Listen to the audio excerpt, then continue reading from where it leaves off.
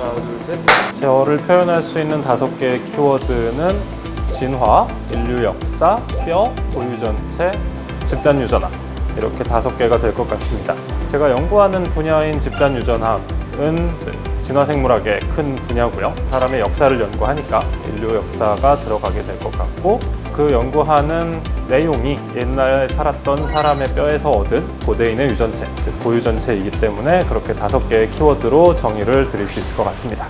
안녕하세요. 저는 서울대학교 생명과학부 집단유전체학 연구실을 운영하고 있는 조교수 정충원입니다.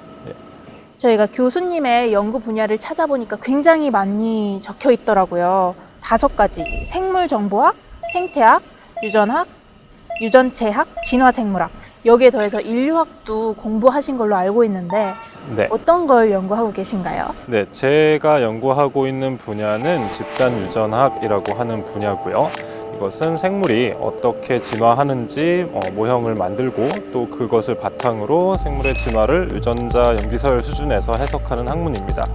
또 요즘에는 단순히 작은 수의 유전자를 연구하는 게 아니라 유전체 수준의 굉장히 큰 데이터를 연구하기 때문에 그렇게 여러 개의 학문 분야를 걸쳐 있게 되었고요. 유전자를 이용해서 유전자 염기서열을 이용해서 인류의 기원과 역사를 연구하고 있다고 생각하시면 될 것 같습니다. 저희가 막 학창 시절에 오스트랄로피테쿠스, 호모사피엔스 이랬던 이름이 기억이 나는데 이런 고인류에 대해서 연구를 하시는 거죠? 사람과 가장 가까운 현생 친척 종은 침팬지 그리고 보노보와 같은 아프리카 대형 유인원입니다. 이들의 계통과 사람의 계통이 갈라진 시점이 약 한 600만 년 전 정도 되거든요. 그리고 그 이후에 사람 계통에 속했던 여러 동물들, 방금 말씀하셨던 오스트랄로피테쿠스, 호모 에렉투스, 네안데르탈인 이런 종들이 다 침팬지보다는 현대인과 가까운 계통에 속해 있기 때문에 그들을 통틀어서 고인류라고 얘기를 하고요. 제가 직접 연구하는 건 그렇게 오래 전까지 거슬러 올라가지는 않고요. 제 주 연구 대상은 조금 더 최근 시기에 지금부터 한 1000년 내지 한 2만 년 전 정도에 우리 성이 어떻게 얼마나 다양해지고 최근인가요? 다녔는가. 1만 년 전, 2만 년 전이 최근인 거죠? 네, 저희 진화생물학자의 시간관념은 여러분들의 시간관념하고 좀 많이 다를 수 있는데 진화의 시간에서 1000년, 2만 년은 찰나에 가까운 시기이기 때문에 우리 역사의 아주 최근을 연구하고 있다고 말씀드릴 수 있을 것 같습니다. 전 어릴 때부터 공룡, 화석, 고인류의 뼈 이런 데 관심이 되게 많았었는데요. 특히나 저희 부모님이 다 초등학교 선생님이셨는데 그래서 도서관에서 좀 재미있는 책들을 많이 빌려다가 주셨던 것 같아요. 그중에 어릴 때 진화론 그리고 대륙이동설 이런 고생물학 또 고인류학 관련된 책들을 보여주셨었는데 그때 그게 너무 재밌어서 빠져들게 되지 않았나 생각을 하고 있습니다. 그 어릴 때의 관심사가 어떻게 잘 이어져서 지금 고대인의 뼈와 유전체를 연구하는 유전학자가 되었습니다. 네. 어떤 식으로 그 고고학과 접목을 해서 연구를 하고 계신가요? 인류의 기원과 역사를 연구하는 제일 핵심적인 활동은 화석 그리고 이제 흔적으로 남은 사람의 행동과 유물 이런 것들을 연구하는 고고학 분야가 될 텐데요. 생김새가 비슷하다든지 아니면 이 두 집단이 만들었던 도구나 이런 것들이 형태 혹은 제작 방식이 비슷하다든지 이제 이런 식으로 이제 두 집단의 관계를 연결을 시킬 텐데 이 사람들이 누구이고 다른 사람들과는 어떤 관계를 가지고 있고 어떻게 이동했는지 이런 역사에 대한 부분들을 연구하기엔 좀 한계점들이 많이 있고요. 반면에 DNA 염기서열은 시간의 흐름에 따라서 우리가 어떻게 변화하는지에 대한 굉장히 정교하고 자세한 진화 모형을 가지고 있습니다. 우리 한 30억 개 염기쌍 정도로 되어 있어서 가지고 있는 이런 역사 정보가 엄청나게 많습니다. 고고학이 주목하고 있는 새로운 정보의 소스, 새로운 협력 연구의 분야가 고인류에서 얻어낸 유전체 정보를 분석하는 고유전체학 혹은 고고유전학 분야가 될 것 같습니다. 그럼 이번에 노벨 생리의학상 받으신 스반테 페보 교수님도 이 방법으로 연구를 하신 건가요? 네, 그렇습니다. 스반테 페보 교수님은 이런 옛날에 살았던 고대인 혹은 고인류의 유해에서 DNA를 얻어내고 그걸 해독해서 인류의 과거를 밝혀내는 고유전체학이라고 하는 분야를 사실상 개창하신 분이라고 말씀을 드릴 수 있고요.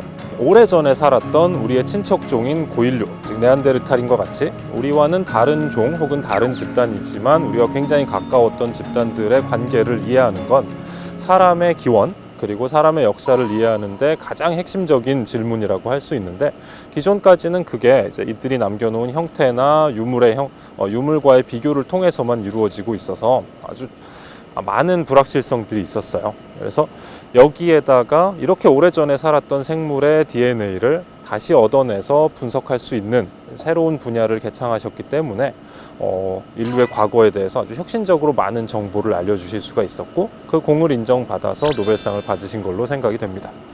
교수님, 페보 교수님이랑 같이 논문 쓰시지 않으셨나요?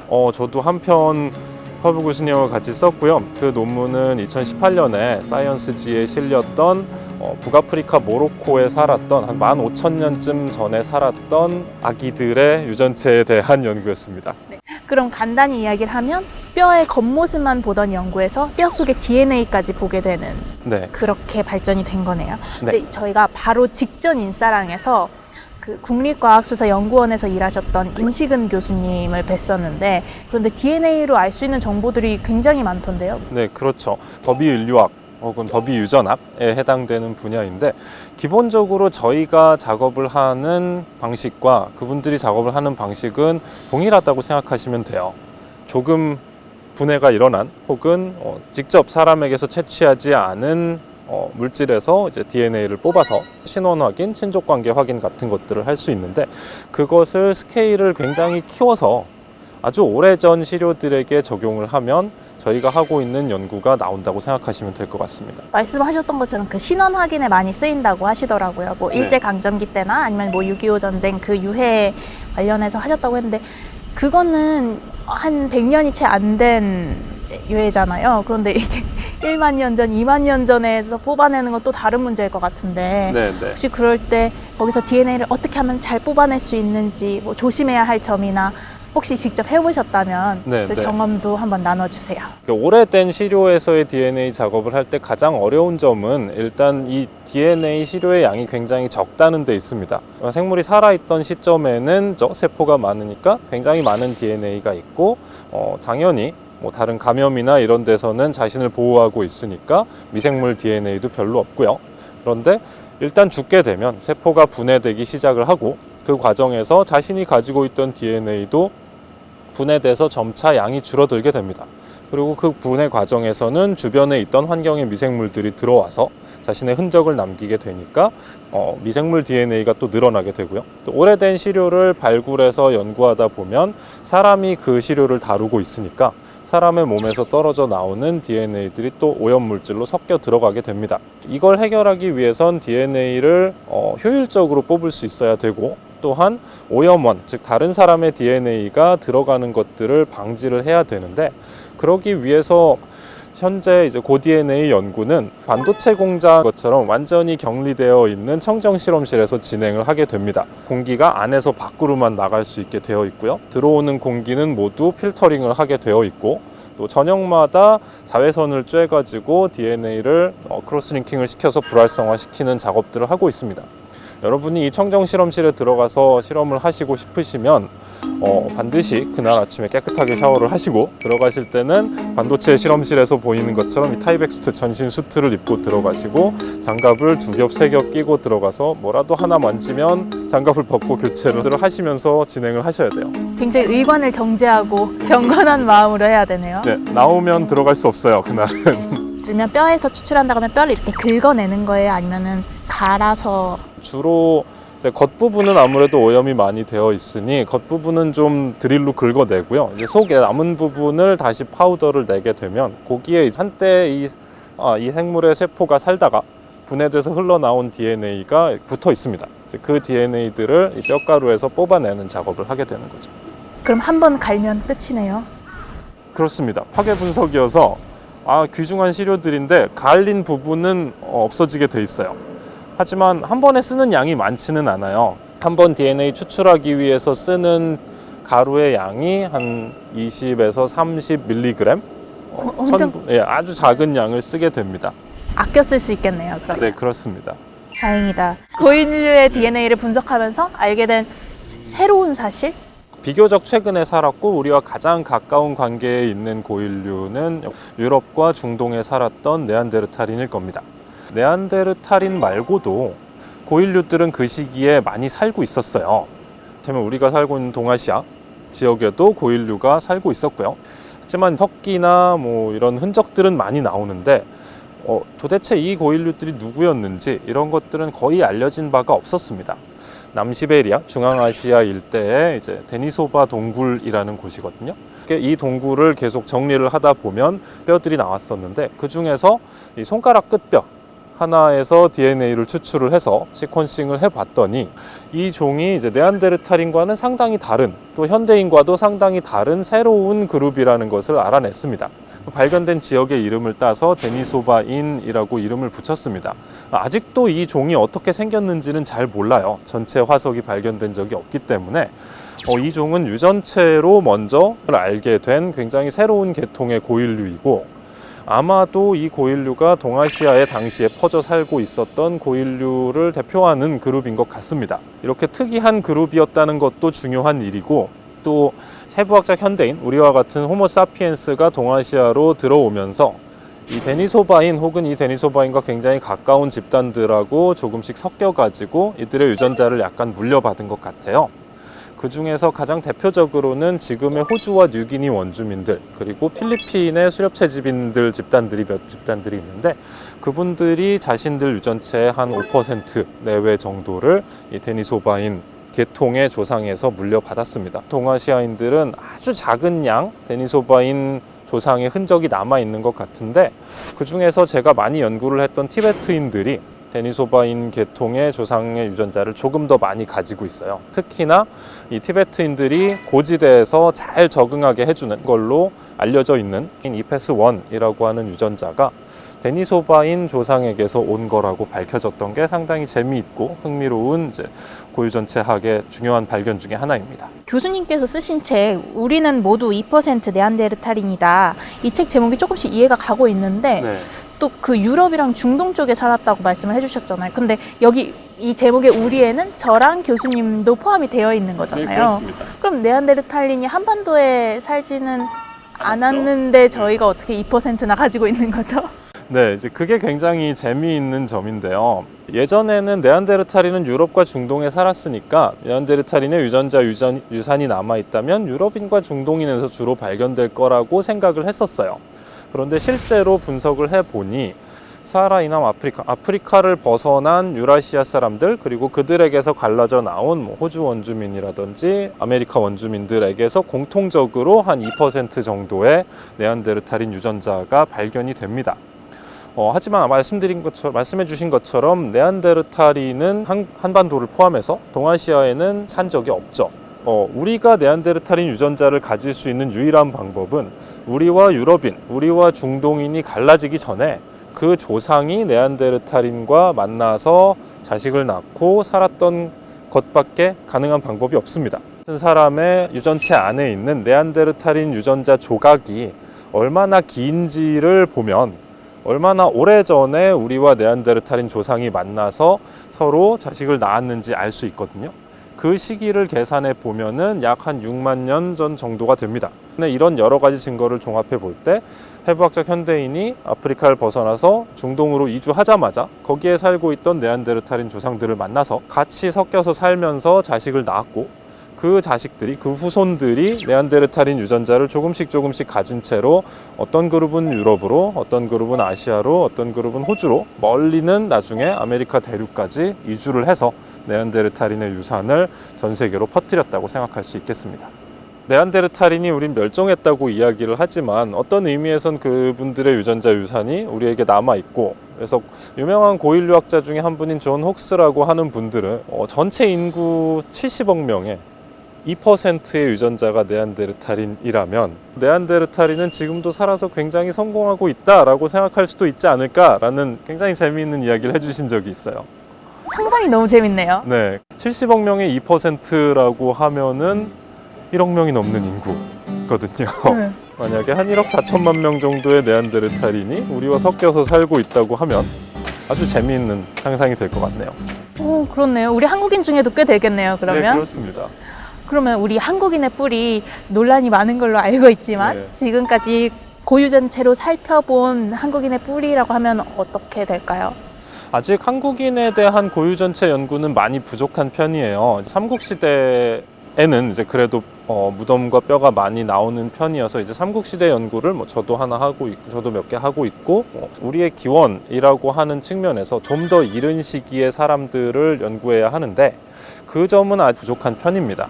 특히나 이제 한국은 산성 토양을 가지고 있어서 오래된 뼈들이 잘 남아있질 않아요. 또한 한국에 살고 있는 사람들이 궁극적으로 언제 어디서 한국으로 이주했는지를 이해하기 위해서는 과거 비슷한 여러 시기에 주변 지역에 살았던 사람들의 유전자 프로필을 연구를 해야 될 텐데요. 가장 대표적으로는 우중국의 동북지방을 생각해 볼 수 있을 것 같습니다. 중국의 동북지방에 대한 고유 전체 연구는 제 2020년 연구가 첫 연구라고 말씀드릴 수 있을 것 같고, 그 다음에 이제 조금 더 오래된 시기에 대해서 중국의 다른 팀들이 이제 한두 개의 논문을 더 낸 정도밖에 아직 없어요. 그래도 교수님이 계시니까 저희 한국인의 기원은 금방 나오지 않을까요? 오. 열심히 연구를 해봐야겠네요. 네, 이렇게 인류가 어떻게 진화해 왔나, 한국인의 뿌리는 무엇인가, 이런 궁금증을 풀어가는 와중에 이미 밝혀진 네안데르탈린이라든지 어디까지 알 수 있는지 궁금해요. 예를 들면 과학 수사에서는 이제 장내 미생물, 구강 미생물 DNA도 분석한다고 하시더라고요. 그래서 우리가 뼈 이외에 또 DNA를 추출할 수 있는 곳이 있는지 궁금합니다. 네, 사람의 행동 중에서 우리가 간과하기 쉽지만 제일 중요한 건 역시 무엇을 얼마나 먹느냐가 아닐까 싶은데요. 즉 그게 지역이나 시기에 따라서 어떻게 달라지는가, 이런 걸 연구하는 건 사람의 행동의 진화를 연구하는 데 있어서 굉장히 중요한 아이디어입니다. 이 유적에 남은 음식 쓰레기의 흔적이나 뼈의 흔적이나 이런 것들만 가지고 확인할 수 있는 게 아니고 사람의 입안에 무엇을 먹었었는지 흔적이 남아 있을 수가 있습니다. 그건 여러분들이 정기적으로 치과에 가셔서 스케일링을 하시면서 제거하는 이 플라그, 그리고 이 치석에 사실은 남아 있는데, 과거에는 치과 의사가 없었으니까 당연히 치석이 굉장히 많이 끼겠죠. 그런데 이 치석은 아주 단단하고요. 그 과정에서 이 입속에 한때 살았던 구강 미생물, 그리고 이 사람들이 먹었던 음식의 찌꺼기들을 화석처럼 잡아놓고 있습니다. 이 치석에서 DNA를 뽑고 또 단백질을 뽑아서 분석을 하게 되면 과거에 이 사람들이 무엇을 먹었는지, 또 이곳에 살고 있던 미생물은 무엇이었는지, 이런 것도 다시 재구성을 할 수 있습니다. 그러면 우리가 미래의 인류를 위해서는 스케일링을 안 하는 게? 저는 그렇게 생각을 하면서도 저도 스케일링을 계속 받고 있으니까요. 참 아쉬운데, 만약에 진지하게 미래의 고고학자, 미래의 고유전체학자에게 도움이 되시고 싶으시다면 치석을 보존해 놓는 방법도 생각해 보실 수 있을 것 같습니다. 괜찮은데요? 핑계로? 과학이 치과 안 가는 핑계로 너무 괜찮은데요? 똑같은 질문을 이번에 노벨상을 수상하신 스반테 페보 교수님이 받으신 것 같아요. 그래서 제가 직접 대답을 하기보단 그분의 답을 설명을 해드리는 게 좋을 것 같은데, 네안데르탈인과 현대인 사이에 일어난 차이들은 사실 상당히 많기 때문에 그 차이들을 현대인의 유전체를 조작한 방식으로라든지 해서 네안데르탈인을 되살린다든지 하는 것들은 사실 기술적으로 좀 당분간은 어려울 것 같습니다. 하지만 네안데르탈인과 현대인 사이에서 나타난 비교적 중요한 것 같은 차이의 숫자는 생각보다 적어요. 이를테면은 단백질의 아미노산 서열을 암호화하는 유전자 염기 서열들 중에서 네안데르탈인과 현대인이 한 55만 년, 60만 년 전에 갈라진 이후에 현대인 쪽에서 새롭게 돌연변이가 나타나서 지금은 모든 현대인이 그 새로 나타난 돌연변이를 가지고 있게 된 그런 돌연변이는 한 100개 정도밖에 안 된다고 합니다. 그래서 그 100개 정도의 변이를 이를테면 네안데르탈인 형태로 바꾸어서 특정한 세포에서 어떻게 반응이 일어나는가, 우리와는 어떤 차이가 있는지, 이런 걸 알아보는 것은 실험실 수준에서 근미래에 가능하지 않을까라고 설명을 하시더라고요. 그래서 저도 충분히 가능한 일이라는 생각이 들고 굉장히 흥미롭습니다. 교수님 하실 연구가 정말 많을 것 같거든요. 네. 우리 한국인의 뿌리도 알아주셔야 되고, 혹시 연구 계획이 어떻게 되실까요? 저는 지금까지 동아시아인들 그리고 시베리아나 유라시아 지역 사람들이 어떻게 움직이고 어떻게 섞이고 또 그 과정에서 새로운 환경에 어떻게 적응을 했는가라고 하는 걸 이제 고대인의 유전체를 분석해서 그리고 현대인의 유전체를 같이 분석해서 연구하는 작업들을 주로 해왔고요. 아마도 당분간은 일단 이 연구를 계속해서 우리의 기원은 어떻게 되는지, 또 우리와 가깝다고 여러분들이 많이 들으셨던 몽골 사람들, 시베리아 사람들의 기원은 어떻게 되는지 주로 연구할 것 같고요. 이걸 하다 보면 역시 초원과 유라시아의 내륙 지역에서 이 사람들의 삶을 가장 크게 바꾸어 놓은 것은 가축의 도입 그리고 목축 문화의 확산이라고 할 수 있을 것 같습니다. 그래서 이 가축과 목축 문화의 핵심이 되는 서양의 소, 양, 염소 같은 가축들이 어떻게 전파가 되고 이 과정에서 어떤 이 환경에 어떻게 적응했는가, 이런 연구들을 역시 동물의 고유 전체를 이용해서 하는 작업들을 요새 좀 시작을 해서 당분간은 아마 그런 일로 바쁘지 않을까 생각하고 있습니다. 10년 후 나에게 한마디 부탁드립니다.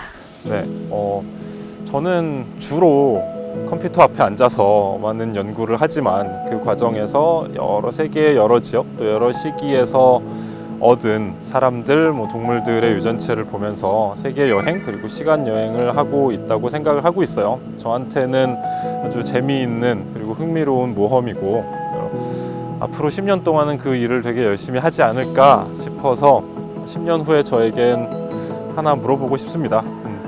그동안의 모험은 즐거웠는가? 라고 물어보고 싶습니다. 나에게 뼈란 세상에서 제일 재미있는 역사책입니다.